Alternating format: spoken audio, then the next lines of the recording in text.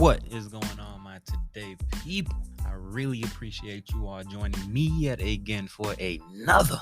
Now, in today's entry, I'm going to be talking about a little bit of beef. And no, it's not what you all think.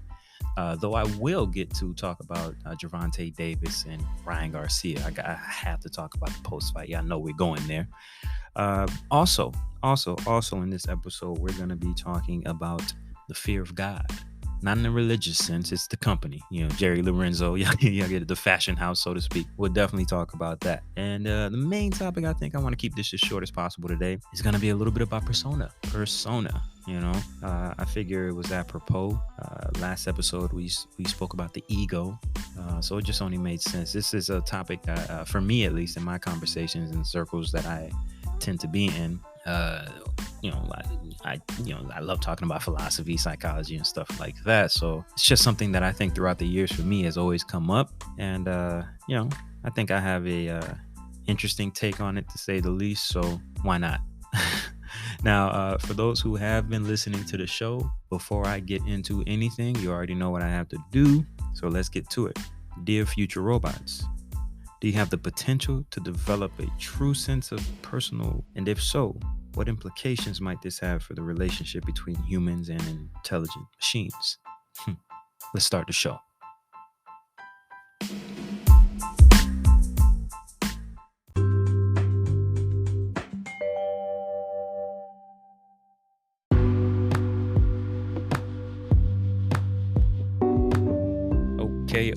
Okay. Now, first of all, how was everybody's weekend? Was everybody chill? As I like to say, I hope everybody was living in their blessings, all that good stuff. On my end, the family is healthy, food in the fridge. Yeah, the bills are paid, feeling good. I can't complain.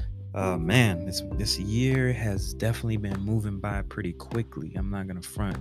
Something new. We just got a cat. All right, a good friend of mine and his wife were going out of town. They had just gotten this new tuxedo cat, this kitten. The kitten was real playful and stuff like that. And just the older grumpy female cat just was not having it, just scratching him up any chance she got. Just wanted to be left alone. And for those that know, cats are really cliquish, and I think this just older cat already had its pair or partner in crime from a previous cat they had that died, but it just wasn't really working out, and they were planning on returning the cat to the adoption agency or whatnot. And it came up kind of in conversation, and he knew that I was planning on getting a cat for my family at some point, maybe when the kids were older, but I'd planned on it. We talked about it. Sidebar, cats are way easier than dogs. I keep saying a dog is like having an extra kid or baby forever, and a cat is kind of like having a roommate. So just for those wondering, why would I give my kids cats and not dogs? That's why. But so a friend and I talked about it, and it was kind of tentative at first, like, hey, maybe just bring it by and we'll see if we like it or the kids like it or whatnot. And we just kind of left it at that. So later that day, he ended up hitting me back like, hey, I spoke to my wife about it, and since we're going out of town, she suggested that maybe you guys should, for the weekend, hold on to the cat just to see how you like it. So long story a bit shorter, we had the cat since Friday night, I think it was, and that same night, this cat was sleeping at the foot of the bed, really. I don't know if it was just trying to take some of my warmth, or if it just, if I got if I was a cat in my past life or something, I don't know. But the cat took a liking to me, and I'm not gonna front, it felt cool. I never really grew up with pets, though I've had cats in the past, but it was cool. It was cool. So needless to say, my son gave the cat a name, or we solidified a name, Batman, which is cool. For a tuxedo cat, I guess. But so far this weekend has been cool. The Batman has been getting more comfortable around my kids. It's one of those situations like when my kids are out and about, when we're playing around the house or whatnot, Batman stays in the other room, and whenever the kids go to bed, that's when he'll come out and start wandering around and jumping in our bed and stuff like that. So finally this morning, my son was finally able to pet Batman, so it's becoming just more acclimated, I guess, and it looks a little easier. Like, my son was terrified at first, but we'll see how it continues. I guess it's our cat now. Thank you, y'all know who y'all are. Appreciate y'all. But yeah, family has a cat now, y'all. Any cat owners out there? How y'all feel? Any advice that y'all can give me. I mean, I'm open to all of it. You already know I tend to be pretty open-minded. So send them on in if y'all if y'all have them. I'm sure it's going to be a journey, not as crazy as it would be if it was a dog or something like that, but I'm sure it'll still be a journey dealing with it. Let's see. Oh, boxing. Did y'all watch the Tank and Javante fight? I myself had a small gathering at my place, good friends watching the fight with me, and all I'll say is I wish I put money on it. In a way, actually, because just me personally, I wanted Ryan Garcia to win, just because I thought that would have made the landscape of boxing even more interesting. Even though I don't think he is technically skilled enough to have beaten, and I'm on record saying that. I thought it would have been kind of pointless to really put money on Tank unless you were like knowing exactly what was going to happen in the fight and when he was going to go down, and et cetera, et cetera. I'm definitely on record saying that, but also on record saying I thought Tank would win. So hey, but if we see a rematch somewhere down the line, I wouldn't be mad either. This is just how it all lined up. Tank is in his prime, an amazing fighter. We'll see how things go. I think he should probably just dominate 135. Moving up would be interesting. Not saying he can't be successful because he's extremely talented right now, and you got other guys who are a lot younger, kind of growing into their man bodies now. So pause if I needed it, but it should be interesting if he does decide to move up and fight the likes of Shakur Stevenson or Devin Haney, which I'm sure everybody in the boxing community is already talking about now. But I was sitting there watching the fight, and maybe the first 2 to even 3 rounds are going to be kind of feeling each other out, which is what happened in this fight. That second round, I think that was the round where Ryan got put down. He got right back up. We've seen him down before, but it was very interesting to see Tank's reaction from that, and just like it was kind of like a shark, smelling blood. Like I think he knew what he wanted to do, and at that point, Ryan's impatience in certain moments where Tank was kind of baiting him, Ryan would really get impatient. I'm over here sitting on the couch, kind of like screaming, like, "What are you doing, bro? Like, calm down, relax." You gotta like throw a quick combination and back away. And if you're not trying to go that route, you gotta get dirty with him. You literally gotta try to rough Tank up as much as possible. And he never really could get to that point, man. So needless to say, I think Ryan Garcia quit that fight, man. I mean, the liver shot is a painful shot. I got touched there before. It is not nice. It's not good. But he had the ability to get up, as y'all seen. He popped right up at 10. I done seen guys get a liver shot and roll around on the ground like they were on fire. So and this might speak to why I think it was De La Hoya and Bernard Hopkins decided to not link up with him at the post-fight press conference. You didn't see them, either of them really, on stage even. That kind of spoke a little bit. And you get legends coming out now a day after the fight, speaking to it looking like Ryan giving up. And I remember thinking that night, like, yo, you popped up real quick. I mean, it's like you were waiting on 10. And even Tank mentioned it. Tank mentioned, kind of like goading him to get up, like, yeah, come on, get up after that body shot. And Ryan even shaking his head, no. It's levels. Though even Tank mentioned that Ryan Garcia was, like I said, the toughest fight that he's had, or the best fighter that he's faced, I should say. That's specific. Man, got him out there. You know what I mean? And I wonder if that's the same shot Ryan took in training, because Tank was talking about how they had a mole in Ryan's camp, and that it had gotten out that Ryan was dropped due to a body shot while in camp getting ready for this fight. So I wonder how much of that went into Tank's strategy. Man, it's very interesting, but I don't want to make this a boxing podcast. I do have that coming, and I will update everybody, as far as that goes, for those who want to know a little bit more about boxing. But let's move on. All right, we got Scrap Metal Media. We'll get right to it.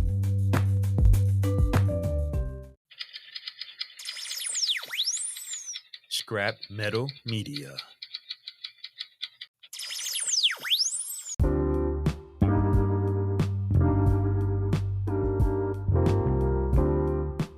This is Scrap Metal Media, where all news is two-faced.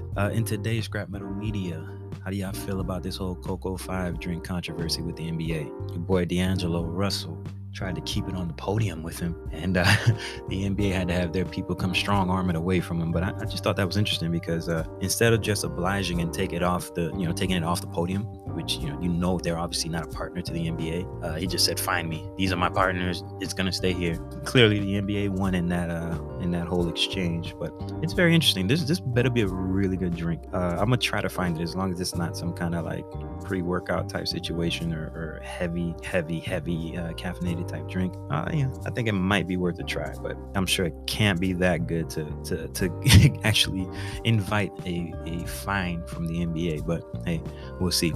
Let's see. Scrap metal media.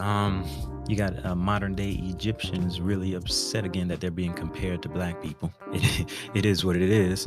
I'm not sure if these same people were enraged when Elizabeth Taylor played Cleopatra back in the day, but hey, we'll see how this goes now. There's a new series that's coming to Netflix in May, and it's called, I believe, Queen Cleopatra. I'm actually looking forward to seeing it to see how accurate they are as that era in Egyptian history. It's just that Nile Valley history is something that I've looked into a bit and studied a little bit. I wouldn't say I'm an expert, but I'm kind of well versed in that. So we will see.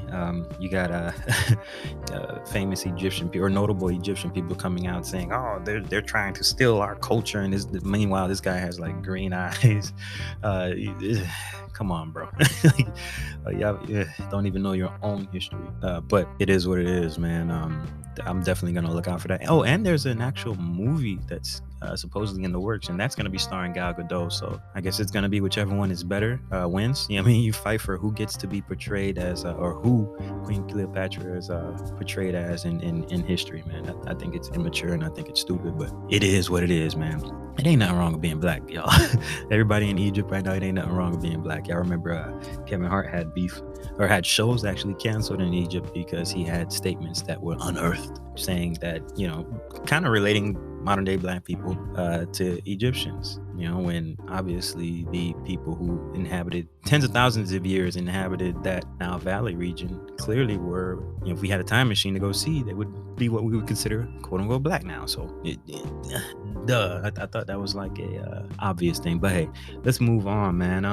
Okay, so like I said, modern Egyptians being mad that they're being compared to black people or the blacks. Let's see. Oh, you ain't black if you don't vote for me, Biden.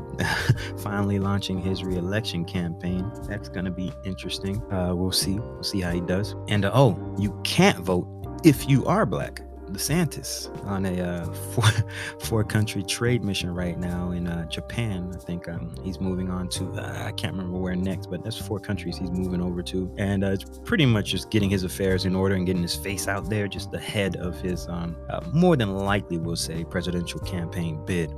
Boo to him. We'll see. I mean, they're putting all their ducks in a row, just getting ready. So hey, let's see. Don Lemon and Tucker Carlson. How you get fired on the same day? Yeah, like completely opposite. I mean, Don Lemon got supposedly fired as some, I guess, fallout from him speaking ill, I guess, of Lauren Boebert. And he said something about she's past her prime, and I guess people couldn't let that go. And then that led to like beef with management or ownership. And yeah, he pretty much got fired on his day off. But Tucker Carlson as well, getting fired on the same day. Supposedly that's coming from a alleged assault case or situation that's going on behind the scenes at the network.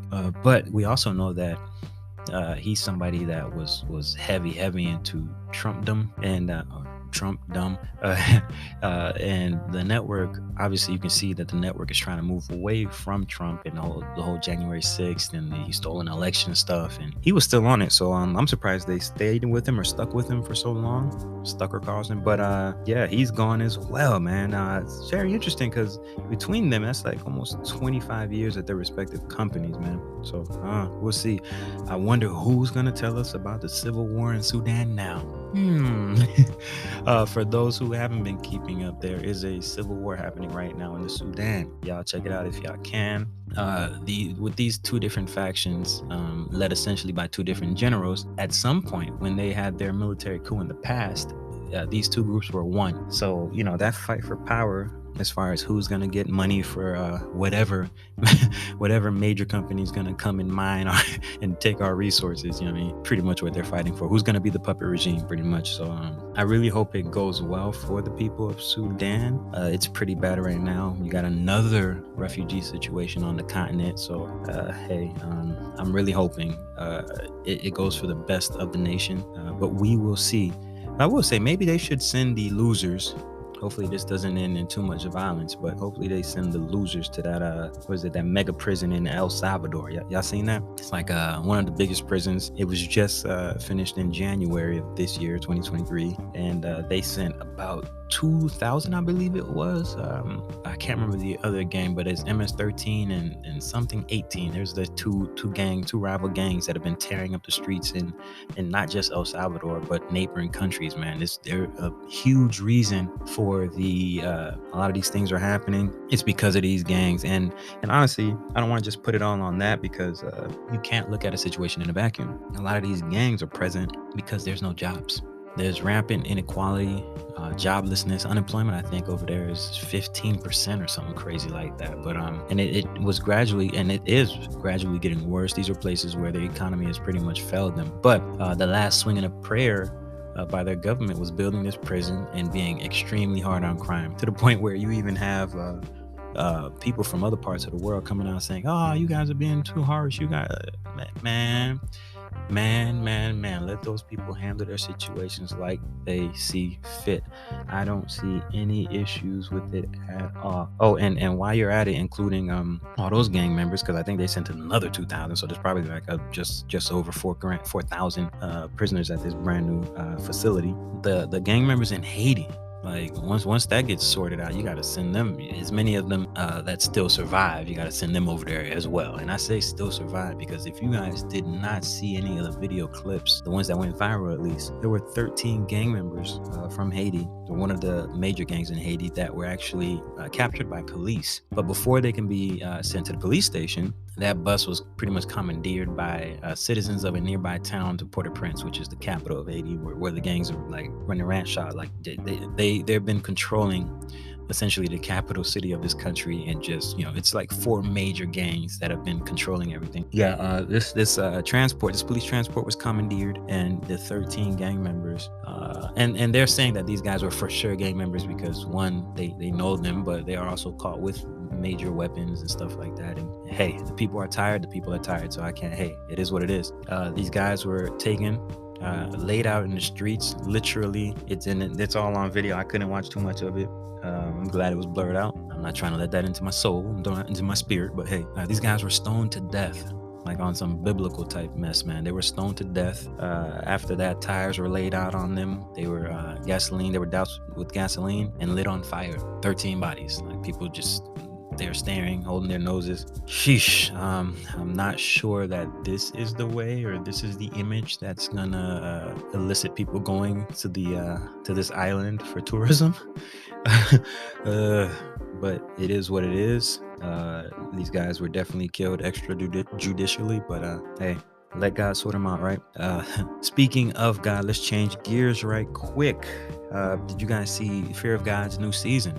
Jerry Lorenzo, who's the head and creator of Fear of God, had his first ever runway show, and this was in California. I can't remember the name of the venue, but if you live in California, you probably already know this. For those that don't even know what Fear of God is, it's a really nice streetwear brand. I guess they're moving into high fashion now, but it's pretty solid clothing.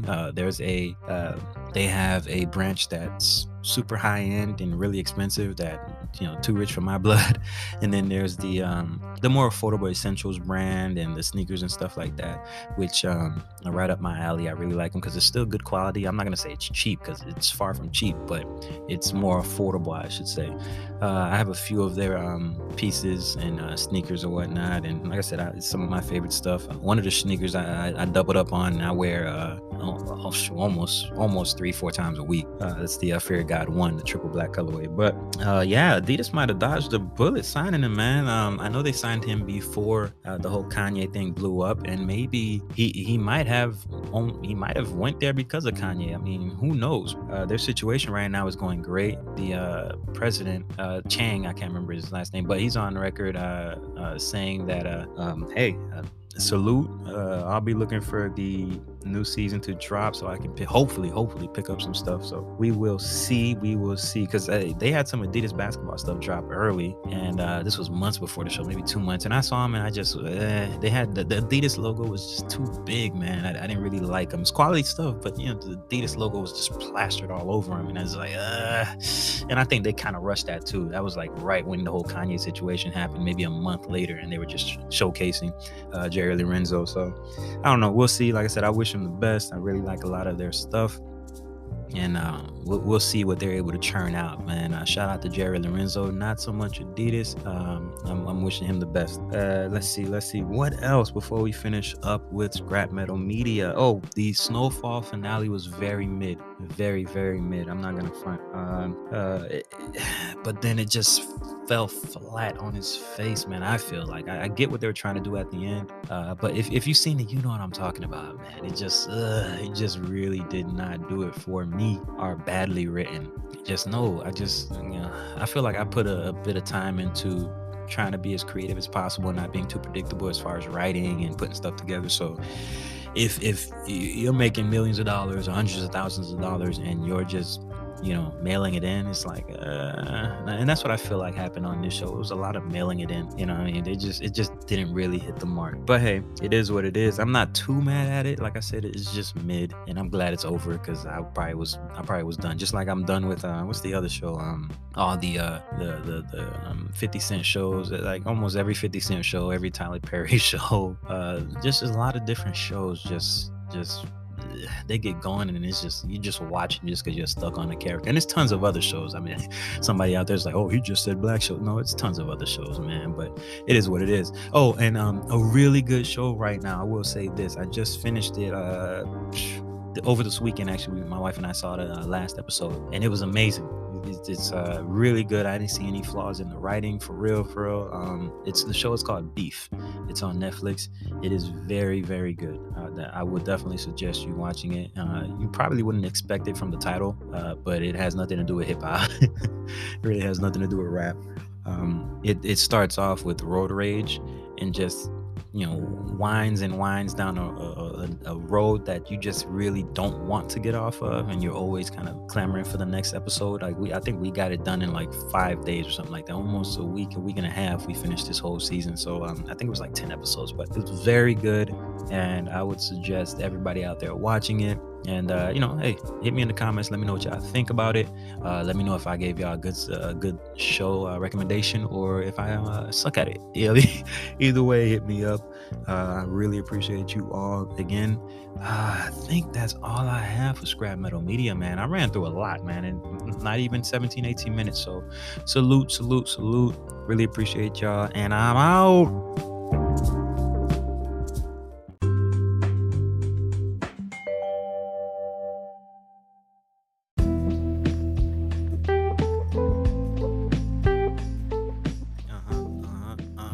What are we talking about today? Well, last episode or entry, we spoke about the ego, the I am, and I got a lot out there as far as how I felt about it. And by the way, these are original thoughts, original ideas put together over years, and it's my understanding for the most part in this current stage of my life. Now today, we're going to be talking about personas. All right, personas. Some people would refer to these as the mechanism for code switching. So I guess we can call it code switching. We'll see. But let's see, code switching, as far as its textbook definition, I guess you can say, refers to the phenomenon where a speaker alternates between two or more languages or dialects within a single conversation. There are several different types of code switching, including, number one, intersensational code switching. This occurs when a speaker alternates between languages or dialects at the sentence or clause level. For those that remember English class, for example, a speaker might say, I went to the store yesterday. Yo compré leche también, which in English is I bought milk too. Number two, the intra-sensational code switching. And that pretty much is when a speaker alternates between languages or dialects within a single sentence. For example, a speaker might say, I need to comprar some milk at the store. And comprar being the Spanish word for buy. So you just, like for my Haitians out there, speaking Kringlish or something like that, or Spanglish for my Spanish speakers out there, but people that know several different languages. Sorry, my regular Americans. Number three is called tag switching. And that's pretty much when a speaker adds a word or phrase from one language or dialect to the end of a sentence in another language or dialect. For example, a speaker might say, I'm going to the store, using the English phrase, at the end of the sentence in another language. I've seen that tons of times, obviously.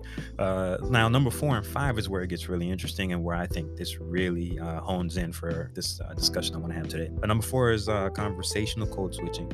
And that occurs when a speaker alternates between languages or dialects depending on who they are talking to or the topic of conversation. For example, a bilingual speaker might use one language with their friends and another language with their parents. That is for sure.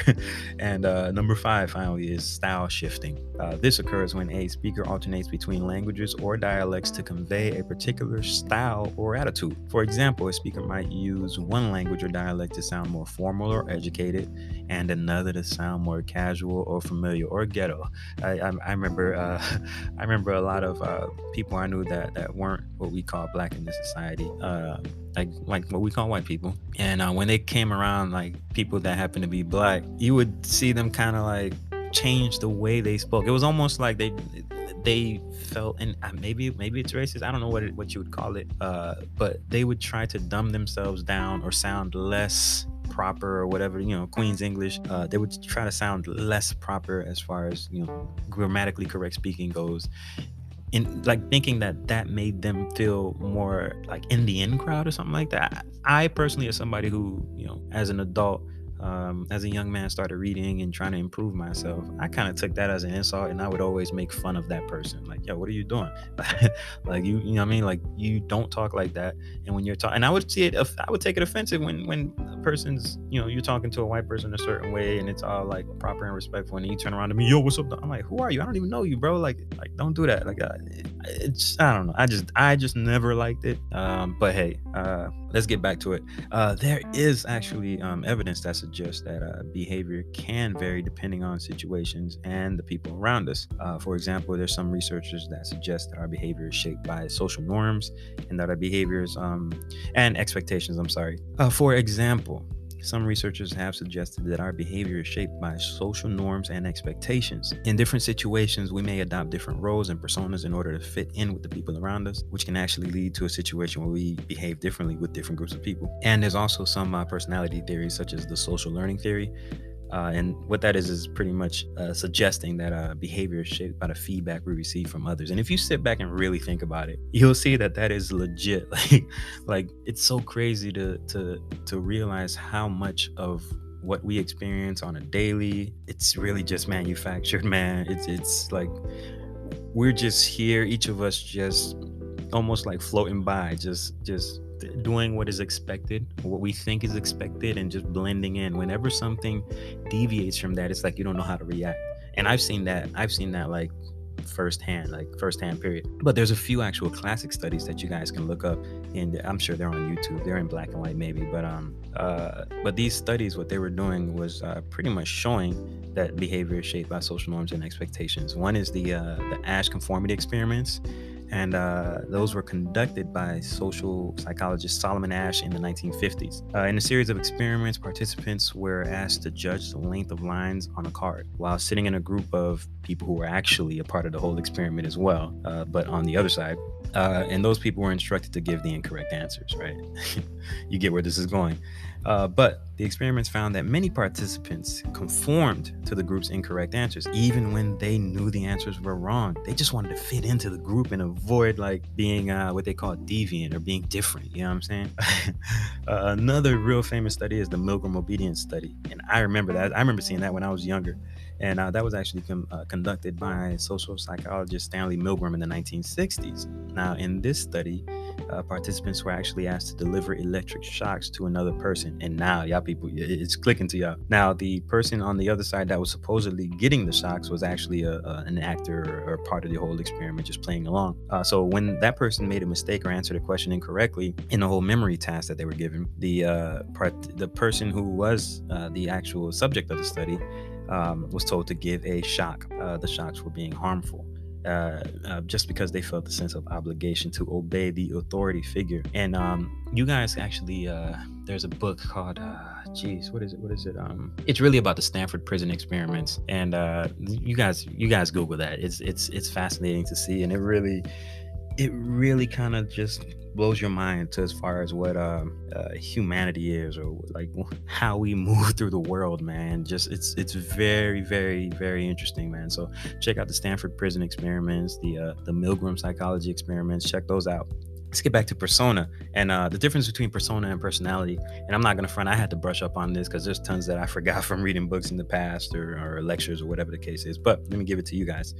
Persona and personality are related but distinct concepts in psychology, right? Personality refers to the relatively stable and enduring patterns of thoughts, feelings, and behaviors that characterize an individual across different situations and over time. It is the unique set of traits, characteristics, and behaviors that make up an individual's overall identity and determine how they interact with the world around them. Persona, on the other hand, refers to the aspect of an individual's personality that is presented to the outside world, often in social and professional settings. Is the mask or facade that a person wears in order to conform to social expectations and present themselves in a certain way. A persona can vary depending on the situation and the audience, and also may not necessarily reflect the individual's true personality. So pretty much is the mask you put on. It's what you do and who you are when other people are looking, and the persona is who you are or what you are when you're looking in the mirror, right? So that's deep. That's really deep, man. Let's see. So me personally, I remember, and let me just let y'all in on something. I remember maybe like 7, 8, probably not even, it wasn't that recent. Maybe 10 years ago, I remember I can't remember what book it was I was reading. It was maybe a Dale Carnegie book or something like that. Something having to do with personalities or body language. I can't remember. But I remember this book and reading a certain chapter where it was talking about just psychology. And that's when I remember first learning that as far as people go, we all have different personalities for the different relationships that we have in our lives, whether it be a parent-child, student-teacher, friend, sibling, random person on the streets, the cashier at the store. We all give them a different mask or a different persona. And I really had to, when I read this, and I was really, that's back when I was reading like a book a week, man. Damn, kind of miss those days, but I'm a way busier man now. So I'm glad I had those days though, don't get me wrong. But I remember sitting back after reading that and just like, okay, let me analyze my world. So I would sit back, and this was when I was working in a pretty busy barbershop with a lot of different people. So I would just sit back and watch and see the people, which was everybody really, interact with different clients or different vendors that would come in or whatever the case is, family, friends. And it was interesting to see the little shifts. And yes, I was people watching, being a weirdo. It's not weird if people don't catch you. But it was just very interesting to see. I remember a guy who used to sit next to me, and he used to work next to me. And he would literally change depending on who was in his chair. If it was a NASCAR fan, he was yokeling and talking about NASCAR the whole time, and yeah, I did this and I went mudding, and if it was somebody from New York, he threw his New York accent on really hard, and it's just and if it was a black person, he was just it was kind of nasty to see. I didn't really like it, so that really made me look at myself. And what I decided to start doing was paying more attention to the little shifts that I have in my, I guess, personas when I interact with people. So I made a concerted effort personally to be as, okay, think of it like this. If if your personas, if you have a full 16 deck of personalities or personas, I mean, I tried to narrow that down as much as I could to maybe what, three or four, right? I was more of the same person with everybody. You know what I'm saying? Like, and that's the experience that I had. Like me, like I wasn't catering words to certain people because I realized, like, if I thought at the time somebody didn't understand a word, I would say a word that I don't even like to say anymore, like a simple word or something like that, or once, some. I caught myself doing that a few times, and I'm like, man, why am I doing that? No, like I rather say the word that I'm comfortable saying or that's in my head, and if you don't get it, I'm patient. I'll explain it. I'll whatever, give you the definition or whatever the case is. And if you don't say anything, I'll just assume you know it. And if you don't know it, that's your fault. That's your problem. You just missed an opportunity to learn. My point is that I think what this did to me, what running this kind of self-experiment did to me or for me, was actually rein in those differences in the persona that I have. And I think, I think, I think this could be ego speaking, but I think it helped me to be closer as far as the facade that I have. It helped me be closer to my true personality. And for those that know me, maybe y'all can attest to this. How I move is how I move, and it don't matter who's in front of me. I just take pride in that now. So, the persona is what the persona is, man. Code switching, it is what it is. I know a lot of people that have to do it for work. I'm glad I'm not in that position. I remember having corporate jobs and just not being able to. I couldn't swing it. I couldn't swing it, man. I'm thankful, but more power to you if you can. I think that's really it on code switching, man. We see it a lot in minority communities, right? There are some minority communities that can easily move in and out. Like you got a lot of Hispanic people that, when they're around you, it's the N-word this, and when they get around their Puerto Rican cousins or whatever the case is, talking bad about black. We see that very easily. There's tons of other communities. I don't want to just pick on Hispanic people at all. Shout out to my Hispanic people out there listening, but it's just a fact. Easily, and it's not even about skin tone or whatever. It's definitely cultural, but you see it a lot. Like there's the quote unquote black guy that joins the white fraternity because he doesn't feel comfortable, or just he doesn't fit in, quote unquote, with what he perceives as black people culturally. We see it a lot, man. Code switching has been a thing. How do you think it affects your life? Right? How has it affected your life? Is there any way that you can think about? Can you see yourself running an experiment like that in your environment? Without all the weird people watching stuff though, right? But can you see yourself doing that? Why not? Just give it a try. Don't be scared. You might find something really good about yourself. I'm hoping. And we're all a work in progress. Don't let this sound like I'm just some island of perfection or something like that. No, not at all, not at all, not at all. I'm still a work in progress, man. Satan, I be. Let me stop. But yeah, man. I hope this helps somebody out there, or gives somebody a little bit of insight into their journey and their growth as an individual, man. But I hope y'all got something out of this. I'm out.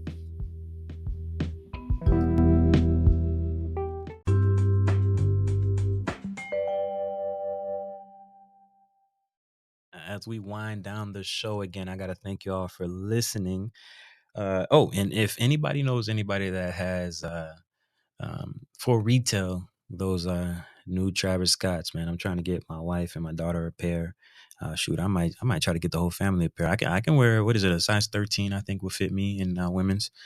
But yeah, they're all right shoe. I like them, and yeah. So persona. Let's move on to bet by bet, y'all. Let's go.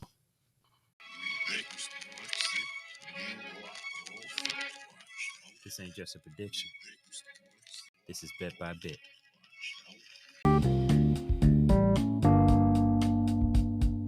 The bet by bet prediction of the day is artificial emotions displayed by future robots will be so good that it'll fool humans, right? There's actually work now teaching robots how to emote. That's not even something very new. It's pretty much on the cutting edge, though. I think they're doing a really good job. But yeah, it's getting there, and the mere fact that it is getting there tells me that it will be there. And we have a hard time figuring out if we're talking to a robot on the phone calling customer service most of the time. So I think we'll have kind of like ex machina. We'll have a robot right in front of us and not even be able to decipher whether it's a human or not. And I'm thinking maybe the next 30 to 40 years we'd have that. But that's my prediction, y'all. That is my prediction, y'all. That's it. That's it, man. That's really all I have for the time capsule today, y'all. I'm out. Peace.